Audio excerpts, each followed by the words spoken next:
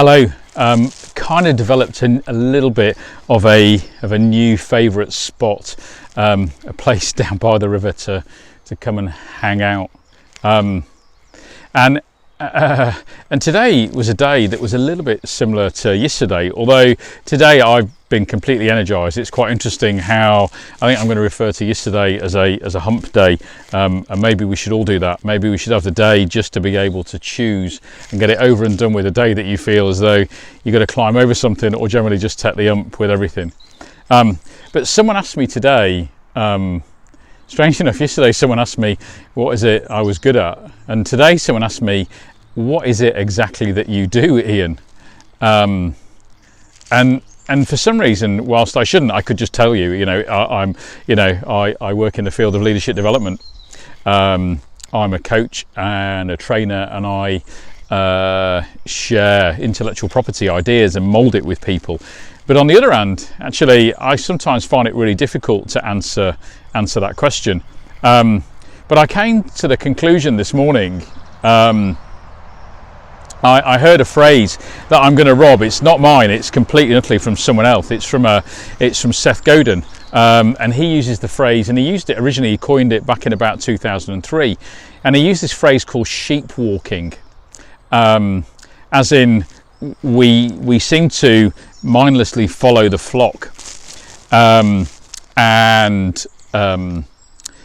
and when we do that, we kind of do it sometimes for all the right reasons. We do it sometimes because of a little bit of fear, whether it be we don't want to put our head above the parapet, we don't want to stand out, we don't necessarily want to inject change. It just sometimes feels a bit easier to do all those things.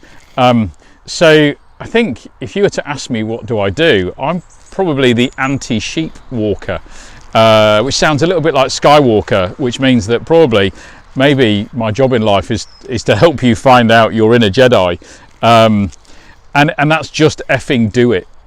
It's your ability to actually connect with a set of beliefs that say you can rather than you can't.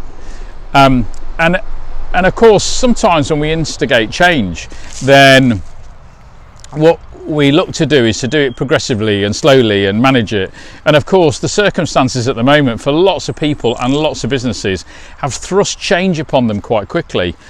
And actually, it's probably amazing. There's probably people out there today watching this or will connect with this at some point in time in the future, and go, didn't our people do really well? And one of the things that I think probably I do is, and we as a company do, is cause a little bit of chaos, deliberately so, in order for people to connect with just how good they are when they can connect with a set of beliefs that say I can rather than I can't.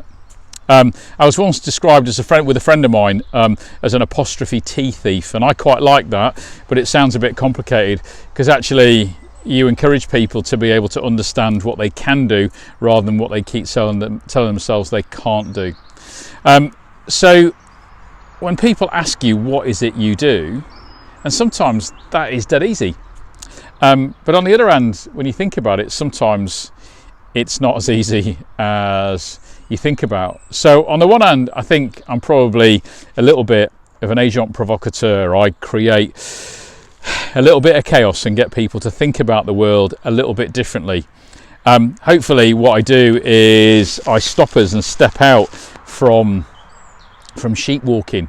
But of course, we can't just suddenly tear down the fabric of our institutions and our organisations, but maybe what we can do is tear down some of those micro walls that sit in and around us, those things that say I can't rather than I can and I should, and who said it has to take 4 or 5 years to be able to get promoted, whereas actually if I think about these things differently, then maybe I can connect with what I've got and how I show up in a different way, in a different place, in a different space. So I think in essence, which is something I'm going to encourage you all to do, because we actually secretly all like change. Hands up who would actually like a pay rise.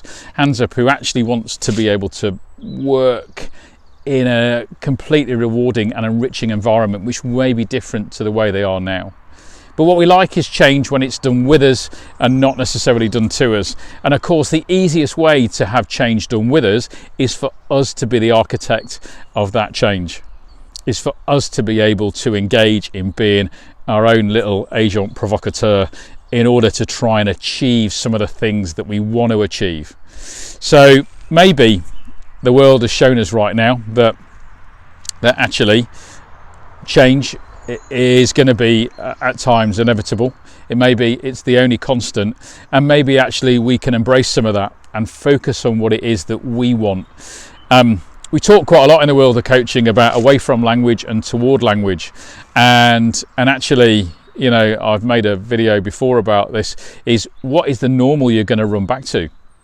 But right now, maybe it's about setting a target. It's about thinking about how you want to show up differently in the world, and whether that's just a little bit or whether that's a lot, whether you get to be your own change agent right now, whether you invest in the fact that you can, you will, and you are, and go and achieve all the things that that you want to, and just maybe that's a little bit exciting.